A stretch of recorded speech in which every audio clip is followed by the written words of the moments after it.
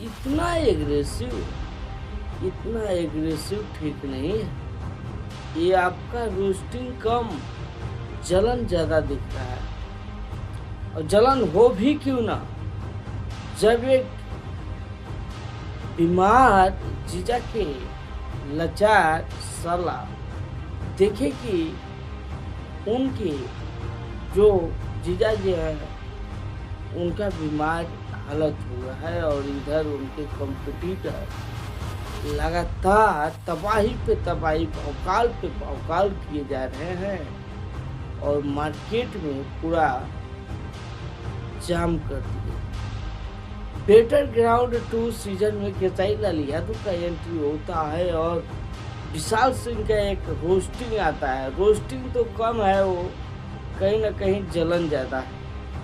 खेसारी लाल यादव से इस कदर का जलन विशाल सिंह अक्सर दिखाते नजर आते हैं और ये जलन क्यों होता है, किस लिए होता है, किस कारण से होता है, ये तो विशाल सिंह जाने। लेकिन खेसारी लाल यादव से ही सिर्फ जलन? क्या खेसारी लाल यादव का कोई पर्सनली दुश्मनी है या फिर कुछ और, या सिर्फ अपने बड़े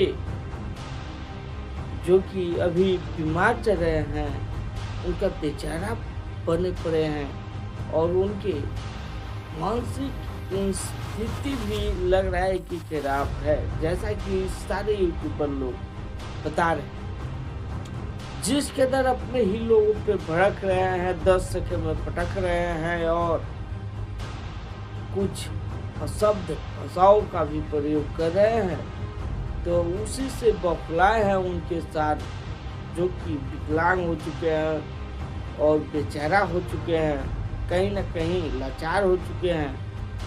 तो ये है विशाल और इनका बौखलाहट इस कदर है कि खेसारी लाल यादव का उन्नति इनसे देखा नहीं जा रहा है। खेसारी लाल यादव का कोई बेहतरीन कार्य इनसे देखा नहीं जा रहा है।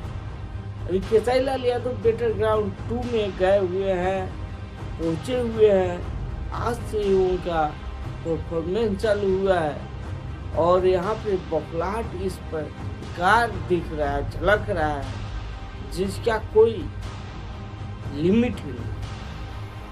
तो ये बौखलाहट किस लिए है?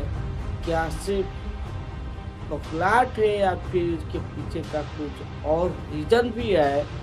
आप लोग बता सकते हैं। लेकिन ये बौखलाहट तो दिख रही है साफ। तो अब रोस्टिंग के नाम पे कोई जलन अपना दिखाए, रोस्टिंग के नाम पे अपना मुंह से भड़ास निकाले जलन के प्रति, तो ये क्या है? ऐसे विशाल सिंह ऐसे ही अक्सर रोस्टिंग करते नजर आते हैं। इनका कोई बात सुने या ना सुने, ये बकचोदी करते नजर आते रहते हैं।